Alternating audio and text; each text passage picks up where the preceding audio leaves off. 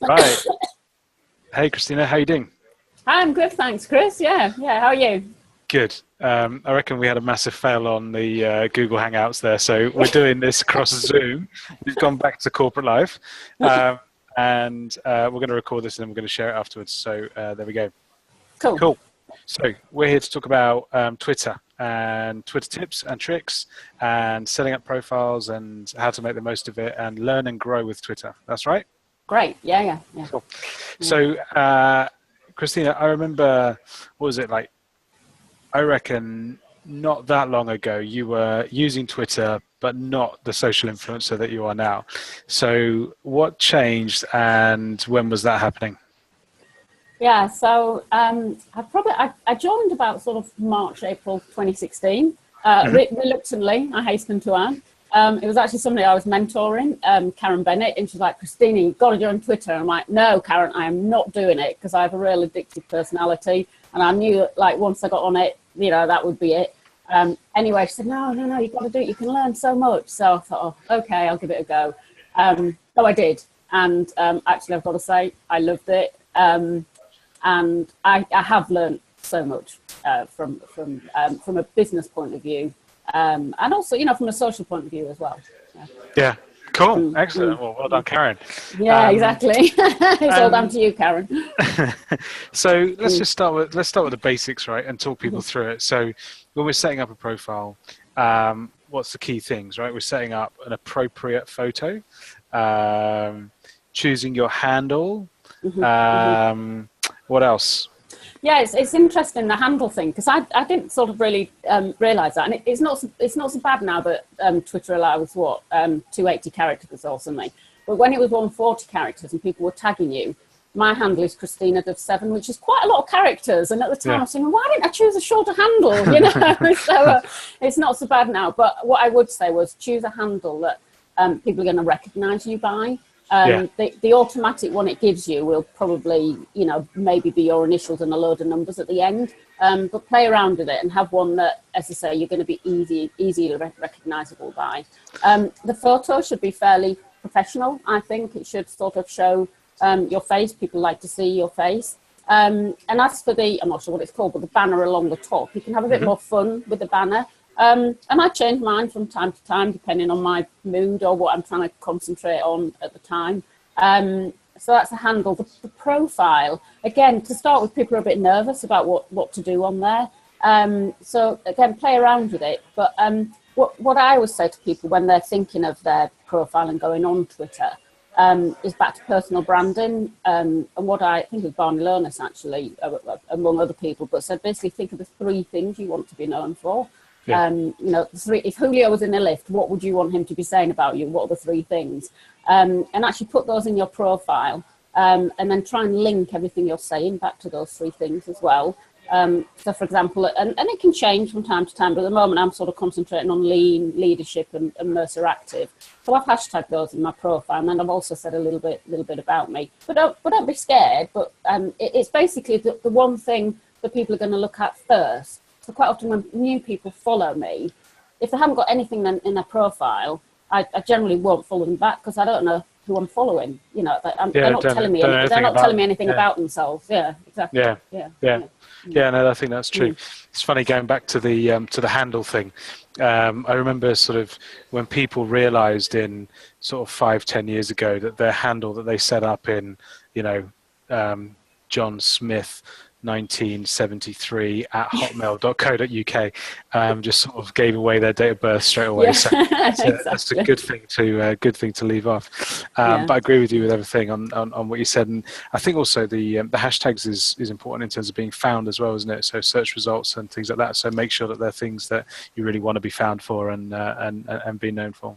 Yeah, exactly. And also be serious about it, because if you are going to put them in your profile, you've got to actually be tweeting about them as well. Otherwise, people will get quite confused. Yeah, and it's good as well. I always think about, you think about the big 3, you think about sort of Facebook, Twitter, and then Instagram. And I sort of think Facebook is like the barbecue in your backyard. You're sharing stuff that's just kind of really personal, private. and then LinkedIn is sort of your black book of contacts, isn't it? And then Twitter, I always think it's a bit like a conference. You know, you sort of, you can't go to everything at a conference, so you got to pick your stream and you got to stay in it. And if you're speaking on a stage, don't mention your child, your dog, and the thing that you're talking about all at the same time, because it's just going to get really confusing for your audience. So yeah, no, I think that's absolutely right. So how often do you tweet? Every day. Every day? Yeah. I'm trying to actually tweet less, because I enjoy it. I love it. Are you going to tweet as anonymous, Christina? I think I probably need to, actually. So I do actually use a buffer, which is actually a scheduling thing. So so the people said, "Blimey, you're on there all the time." I'm not actually on there all the time. I do buffer things, and I tend to buffer business things at sort of maybe about 7:30 in the morning, lunchtime, and then the evening when people are actually on their commute or taking a break. But if I'm cycling, I'll tend to, when I come back, I'll post some thoughts about cycling. If I'm doing anything else, Mercer Active lunchtime walk, I'll tend to tweet about that. So dare I say it's become part of my life, Chris. So, but I enjoy it. I do. So yeah, I do tweet every day. So you already mentioned about what makes a good post. So you already mentioned like scheduling it at a time when people are going to see it, and there's the kind of the ebb and flow of the day when people are busy or looking distracted. Pictures of you cycling. So pictures, 9 times more engagement on a photo than on anything without a photo. So that's great. What about links and things like that? Yeah, so I think, I use Mercer VoiceStorm a lot as well. So people say, where do you get your information from? There's tons of stuff on Mercer VoiceStorm. So you can go on there, and actually what we're encouraging people to do is actually put their own mark on the intro bit as well. So, they automatically provide links. I also use an app called Flipboard. So you can actually go on there and you can put in your preferences, and they just feed you material every single day as well. So, you link to those things. And then any other articles that I see that I might be interested in. But again, I guess to start with, I was doing quite a lot of searching to try and, build my brand and things like that. But now there's such a lot out there, actually. You don't have to spend a lot of time looking for stuff. But I do read everything before I post it. So if I am posting a link to something, I will read what's in the link first, because that's really, really important, I think, for your own integrity. You need to be able to stand by whatever it is you're posting. Yeah, absolutely. I've noticed recently, it must be in the last few weeks or so, that Twitter have started to allow you to get notifications as well for search terms and for hashtags. So I guess you can now basically just type in, and then anytime somebody tweets about that, you get a little notification. So I guess that's going to be pretty helpful for people as well. So tagging people in to get their reaction, I guess that's another classic, isn't it? It is, and I think you've got to be a little bit careful around that. I get tagged in a couple of things daily, and I get tagged in a sort of a I reckon daily, it's more than a couple of things. Yeah, well, it is a lot, yeah. But once I'm like this positive message every day, and I think, but I actually like the positive message coming through, which is quite nice. But I think what I would say is, when you are so if you attach your photo, you can then automatically tag people within that photo. They don't have to be in the photograph, but it's one way of getting people's attention. So if you want to, you're posting something and actually you want to bring it to the attention of your internal network, maybe, then you can, tag them in that photo. Or if it's, as I say, cycling stuff, then I tend to tag a few, cycling friends, things like that. But it helps build your network, and it helps bring things to people's attention, because, I don't know how many people actually look at their daily feed, but I never look at the feed. I use lists, I use notifications, I use people that are tagging me, I guess. And I if I want to know anything apart from lists, I will actually search on a hashtag for things rather than looking at my daily feed. I love lists as well. I love lists. even stuff that I don't necessarily, like, people won't necessarily know that about me, but I'm like a massive MasterChef fan, a massive cooking fan, and actually just building lists of chefs or restaurants and inspiration and things like that, where that's not going to be part of my public profile, but it is there in the background, the stuff that I really enjoy. The other thing I see people doing, like, you see the big influencers, they're just adding that little bit of edge into their tweet. Like they're a little bit more opinionated, sometimes controversial, never rude, but well, actually sometimes rude. But that is that kind of slight edge, isn't it? That makes it interesting. That people are like, ooh, I wonder why they've said that and pulled out that quote about that article. Yeah, and excuse me, I've started doing that a little bit more. I'm not a controversial person, so I do find it a little bit difficult to be controversial in tweets. But I do actually, as I say, I read everything I post, so I will actually pull out something that's really pertinent to me. And I think that, quite often that gets people's attention, and it's surprising which ones do. Sometimes you think, oh, that's a great quote, I'm going to put that in there, and like you get like 1 or 2 likes. It's like, well, I thought it was great, and then you put something else in there, and everybody jumps on it. It's like, oh, okay, they like that one then. So people are. It's quite interesting behaviour, I think. But I think if you can, it absolutely personalises it. And also you should try and engage people in conversation. So ask people a question, this is my favourite, what's yours? Something like that. And actually people will start to then interact with you a little bit more. I also think that Twitter's that channel where it's so immediate, isn't it? Like Facebook is a little bit champagne lifestyle. Look at me on a jet with a glass of champagne.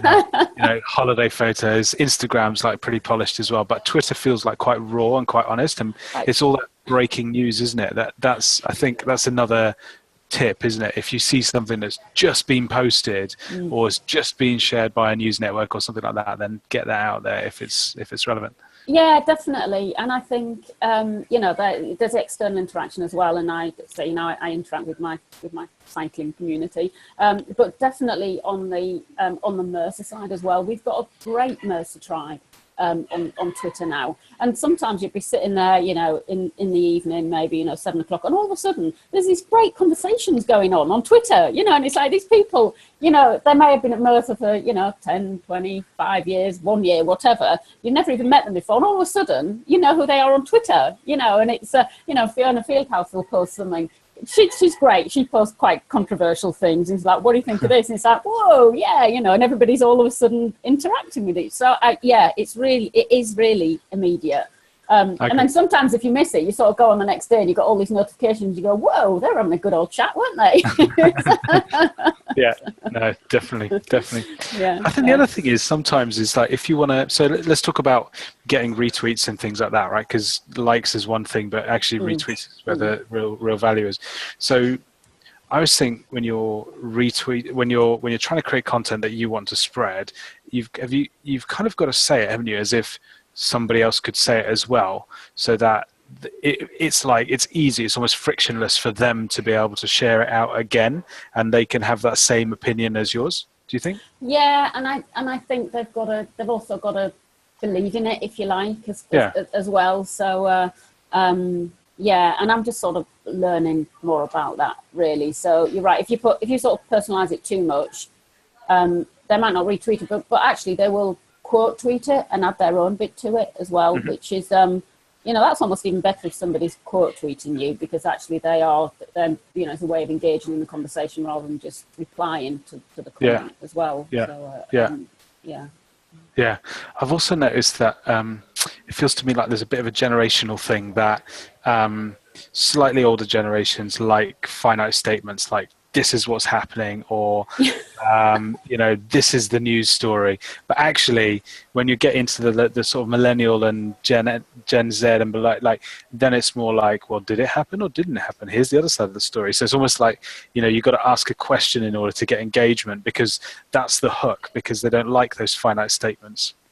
Yeah, I think it is, and I think there was a phase where I was looking at lots of 7 best of this, 5 best of this, 9 best of this, and you think, oh yeah, okay, I'm a bit sick of those now, actually. And it is more conversational things that are getting going. I think definitely. Yeah. And if we can draw people from the different diverse networks into conversations, like there's one. I was on the train one night, and I met Rob Baker during the day, actually, and we were having a conversation about Men Matter.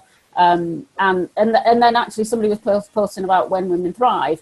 And I was like, oh, funny that, I've just had a meeting with Rob, and, sort of bringing in the different angles and things. So different people started talking about things, and that was great as well. It was just, sort of bringing the work and the personal side into things. I think it was good. Yeah. Last one. So I think it's amazing how, there used to be like structure in the world, right? So there used to be like military, like if you're this grade, you can only touch that grade and then that grade. And I think social media and Twitter in particular seems to have just completely removed all the layers. Like I was having an exchange with the CEO of T-Mobile the other day, and it's so easy to get to these people now, isn't it? So who's the person that you've like tweeted up and hit up and got a response from that you were like, wow, I thought it was probably just a team of people that was helping them out, but Julio, for one. I'm always excited when Julio Portalatin, our CEO, replies to me. I've had comments and retweets from authors, which I'm quite pleased about. So Michael Ballet is very, he writes lean books. Chrissy Wellington, who is like, world champion on Ironman. Joanna Rothwell-Shand, an Olympian. Basically you go, just read this book. This is what I got from it. You tag them, and whoa, they reply back. And to me, that they love it, but I love it. It's like, whoa, they are a real person. I think it's those sort of people that I'm very impressed when they reply back to me. Yeah. I think authors in particular, like people who've written articles, or if you say something nice about them, you'll get quite a good likelihood of a retweet out of that, and then your brand kind of spreading with them as well, isn't it? Yeah, I guess so. Yeah. Good. Okay. Well, let's call it a day, shall we? Okay. So I thought you were going to ask me what animal I wanted to be, Chris. Oh, I've got to ask you that. I'm so sorry. I'm so sorry. So I've been asking everyone, Christina. Yeah. That's my last question. What animal, if you could be any animal, what animal would you be and why? So I saw your tweet just before I went cycling. So I was out cycling. I was thinking, what animal would I be? So I've decided I'm Tigger Dove, because I as a dove, I love to spread peace and happiness and joy. But actually, there's a really, really excited Tigger in there, just wanting to get out and jump around everywhere and be really excited. So I'm Tigger Dove. Good. Awesome. All right. Great stuff. Cool. Thanks, Christina. All right. Thanks very much. Bye.